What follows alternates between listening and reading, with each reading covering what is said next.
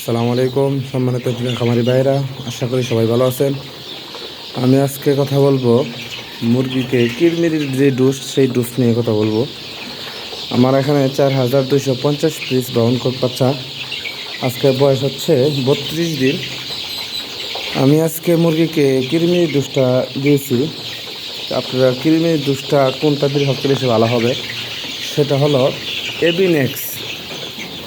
এবিনেক্স আপনার রেনাডা কোম্পানির এবিনেক্স। আপনারা মুরগিকে 1000 মুরগির জন্য 100 গ্রাম পাউডার, 1000 মুরগির জন্য 100 গ্রাম পাউডার দিবেন। এটা আপনারা 5 থেকে 6 ঘন্টা টানা 6 ঘন্টা মুরগিকে খাওয়াবেন।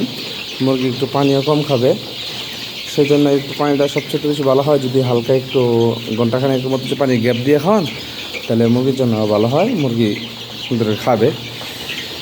এই আর কি। আপনারা কৃমি ডোজটা করার পর 12 ঘন্টার মতো সাদা পানি খাওয়াবেন। তারপরে 12 ঘন্টার মতো সাদা পানি খাওয়ানোর পর আপনারা আবার লিভার টনিক নিতে পারবেন। আমি যে লিভার টনিকটা ব্যবহার করি সেটা হলো আপনার জিগবার। সেটার মধ্যে গ্রোথ প্রমোটার দেওয়া আছে, সেই জন্যে মুরগি আলহামদুলিল্লাহ মুরগি ভালো হয়, সুন্দর হয়। সেটা আপনার বায়ো কেয়ার এগ্রো লিমিটেড, সম্ভবত কোম্পানির নাম জিগবার। এসবটা আপনারা সংগ্রহ করে নেবেন। এই আমার ভিডিওগুলো। আসসালামু আলাইকুম।